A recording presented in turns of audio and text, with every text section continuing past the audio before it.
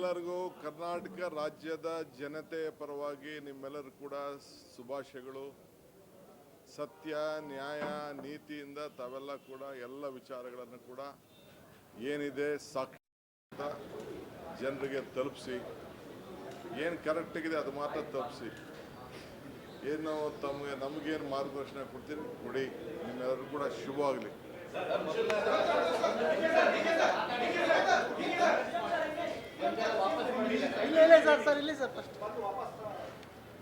So ಈಗ ತಾನೇ ನನಗೆ ನಮ್ಮ ಎಲ್ಲ ರಕ್ಷಣಾ ವೇದಿಕೆ ಎಲ್ಲ ಪ್ರಮುಖರೆಲ್ಲ ಬಂದು ಭೇಟಿ ಮಾಡಿದ್ರು. ಅವರು ನಾವು ವಾಪಸ್ ತೆಗೆದುಕೊಂಡೇವೆ ಅಂತ ಹೇಳಿದ್ದಾರೆ.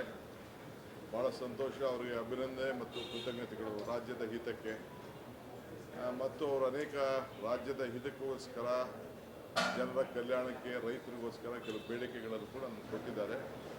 ನಾನು ಅದನ್ನು ವಾಪಸ್ಸು ನೋಡ್ತೇನೆ. ಅವರ ಎಲ್ಲ ಸಹಕಾರಕ್ಕೆ ಅವರಿಗೆ ನನ್ನ ಕೃತಜ್ಞತೆಗಳು.